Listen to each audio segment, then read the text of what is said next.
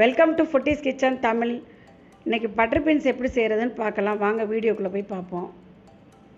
அதுக்கு தேவையான பொருட்கள்: சின்ன வெங்காயம் நறுக்கி வச்சது சிறிது, கொஞ்சம் தேங்காய் அடித்து வச்சுக்கிறணும், இஞ்சி பூண்டு விழுது 1 ஸ்பூனு அதை எடுத்து வச்சுக்கணும், மட்டன் மசால் பொடி, பட்டர் பீன்ஸ் உரித்து கழுவி வச்சுக்குவோம், தக்காளி 2 தக்காளி மிக்சியில் அடித்து வச்சுக்கிட்டேன், சும்மா நறுக்கியும் போடலாம்.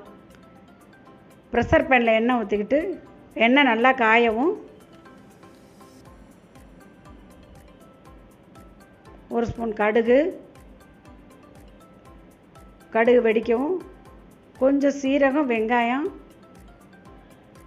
சின்ன வெங்காயம் நறுக்கி வச்சது அது நல்லா வதக்கி விட்டுக்கலாம். நல்லா வதங்கட்டும்.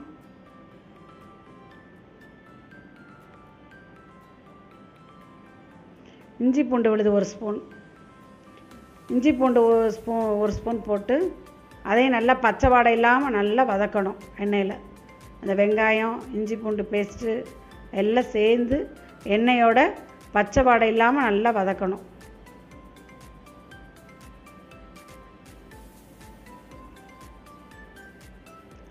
தக்காளியும் அதில் சேர்த்து அதையும் நல்லா எல்லாத்தோடையும் சேர்த்து நல்லா வதக்கணும்.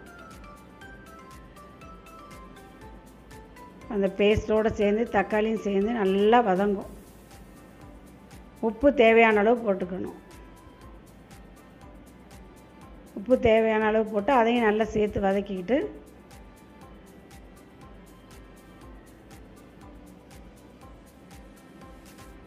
மட்டன் மசால் பொடி அது ஒரு 2 ஸ்பூன் 3 ஸ்பூன் போட்டுக்கலாம். காரத்துக்கு தகுந்த மாதிரி போட்டுக்கலாம்.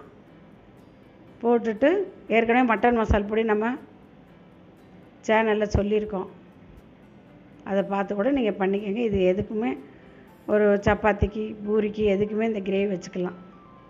சாப்பாடு சாம்பார் சாதம் எல்லாத்துக்கும்.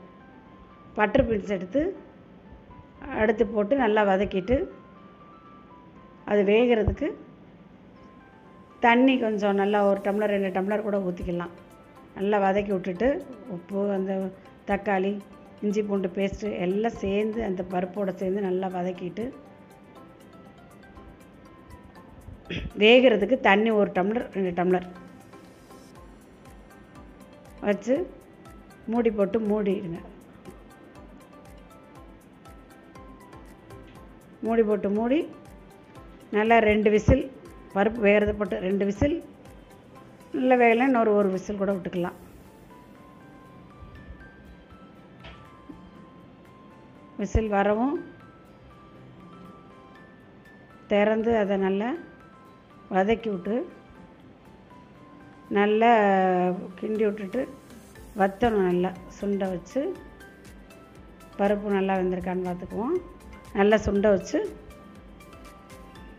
அப்படியே தேங்காய் அடித்து வச்சுருக்க தேங்காய் இந்த நல்லா வெந்துருச்சு பார்த்திங்க. தேங்காய் அடித்து வச்சுருக்க தேங்காவை அதில் ஊற்றிடணும். வெந்து எல்லாம் நல்லா கிரேவி மாதிரி வந்துட்டு தேங்காயை ஊற்றி சும்மா லேசாக ஒரு கொதி வந்தால் கூட போதும். ரொம்பவும் தேங்காய் ஊற்றணுன்னா கொதிக்க வைக்கக்கூடாது. நல்லா கிளறி விட்டுட்டு மல்லி இலை இருந்தால் கூட போட்டுக்கலாம். நான் போடலை, நீங்கள் போட்டுக்கோங்க. கிரேவி மாதிரி இருந்தால் தயிர் சாதம், சாம்பார் சாதம், சப்பாத்தி, பூரி எதுக்குமே கிரேவியாக வச்சுக்கலாம். டேஸ்ட்டாக இருக்கும். செஞ்சு பாருங்கள். இந்த நல்லா வந்திருக்கு. இந்த ரெசிபி பிடிச்சிருந்துச்சுன்னா லைக் பண்ணுங்கள், ஷேர் பண்ணுங்கள், வீட்டில் செஞ்சு பார்த்துட்டு கமெண்ட் பண்ணுங்கள். மறக்காமல் இந்த சேனலுக்கு சப்ஸ்கிரைப் பண்ணுங்கள்.